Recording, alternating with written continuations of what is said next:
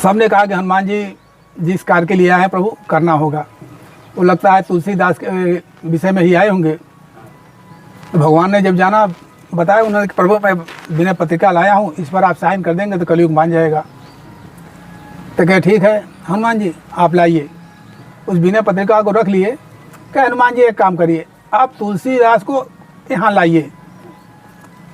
तो इस संतों में पहला संत थे जो कि शरीर धारण साकेत धाम गए थे। अपने इसी शरीर से साकेत धाम गए थे।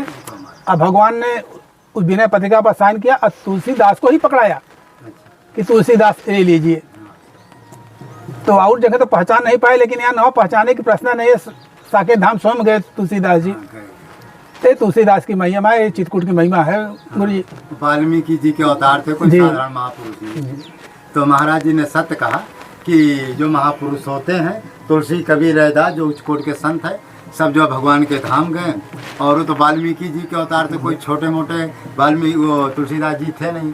और रामचरितमानस की जितनी महिमा गाई जाए उतना कम है। और रामचरितमानस के बारे में महाराज जी एक जगह लिखा है कि चित्रकूट दीप लेखनी हरिदियो तन मन अति हर्षाय, भोजपत्र में मैं लिखो अक्षर स्वर्ण समान, भोजपत्र ब्राह्मण वर्ण शुक्ल रंग को जान, श्री नारद जी लायो रहे उत्तराखंड। तो लोगों को ज्ञान नहीं है कि पहली जो रामचरितमानस तुलसीदास जी किस ग्रंथ किस कागज में लिखा।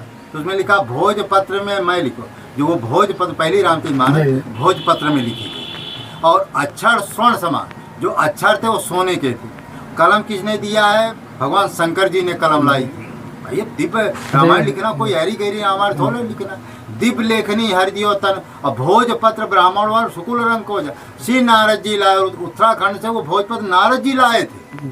अब देखो रामचरितमानस के लिए कितनी बड़ी बड़ी शक्तियाँ उसमें लगी थी।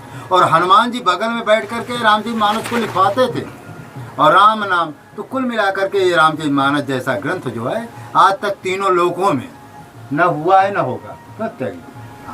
रामचरितमानस जैसा तुलसीदास जी का ग्रंथ, रामचरितमानस जैसा ग्रंथ आज तक तीनों लोकों में न कभी हुआ है न कभी होगा।